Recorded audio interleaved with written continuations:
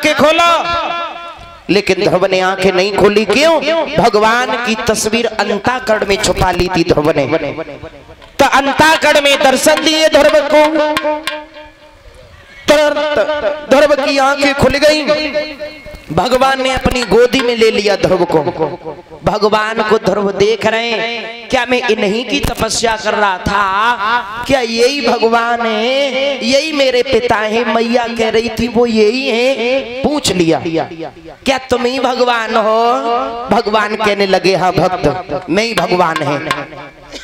क्या मैं तुम्हारी तपस्या कर रहा था? हाँ बेटा मेरी तपस्या कर रही थी तुम। तो ध्रुव ने देख लीजिए कितना सुंदर जवाब दिया।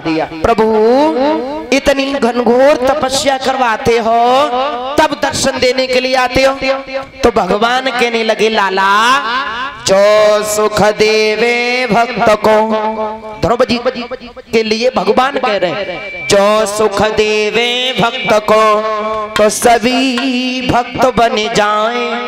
अरे नरक कुंड खाली रहे फिर कीड़ो किसको खाएं।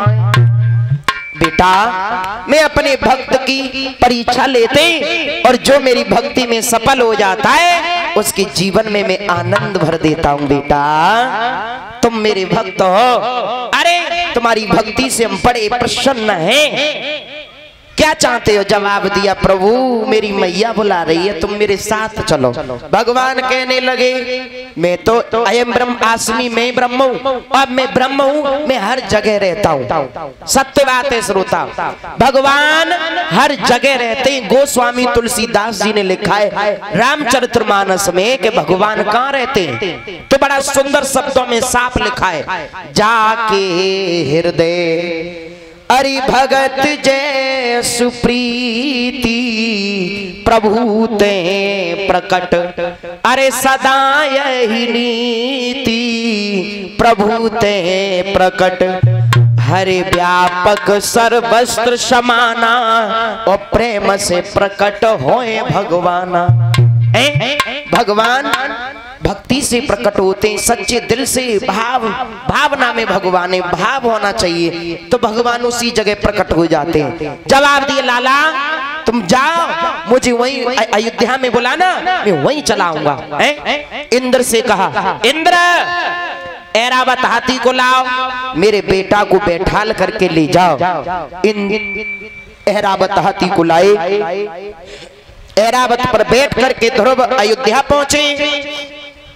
तो सबसे पहले अपनी मौसी के पास पहुंचे, जहां मौसी ने धक्का मार के निकाल दिया। श्रोताओं उसी मौसी के पास पहुंचे भगवान के भक्त ध्रुव।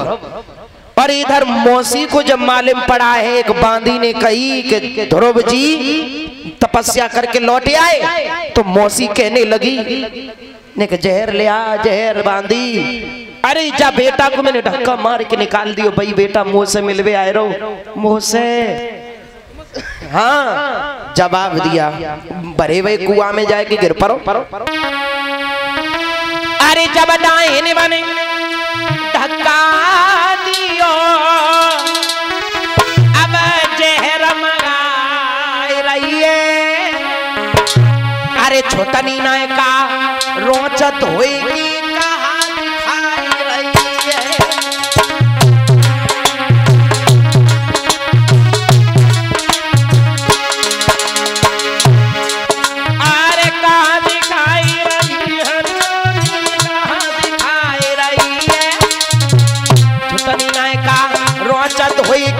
कहा दिखाई रही है।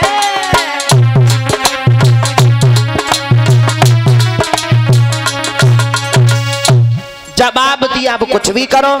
इधर ध्रुव दरवाजा खुलवा रहे मौसी। अरे मौसी दरवाजा खोलो, अरे द्वारे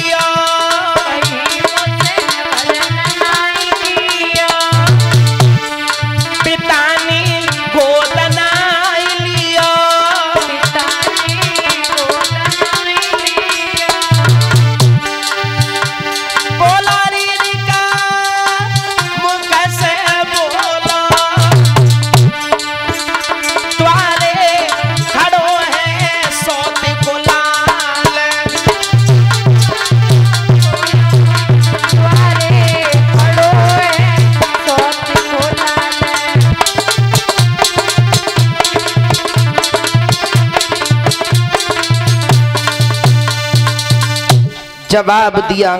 दरवाजा खोल करके अपने बेटा ध्रुव को छाती से लगा लिया। मौसी कहने लगी बेटा मुझे माफ कर देना। भक्त उसके बाद ध्रुव अपनी मैया के पास पहुंचे। देख लीजिए माँ की ममता क्या होती है। जब से ध्रुव जी चले गए उस दिन से मैया ने भोजन नहीं किया। अपनी मैया के ब्रह में रो रो करके मैया आंखों से अंधी हो गई मैया।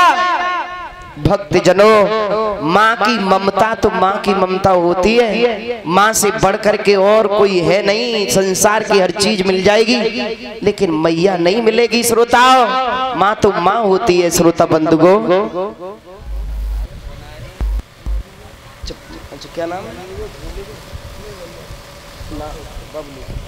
और ये हमारे बबलू भैया जो हमारे परीक्षित महाराज जी के बड़े पुत्र हैं, जो बड़े पुत्र हैं, इनकी तरफ से हमारे सम्मान में जो जिनके यहाँ पर कथा का आयोजन चल रहा है, इन्होंने हमें यहाँ अपने गांव में बुलवाया।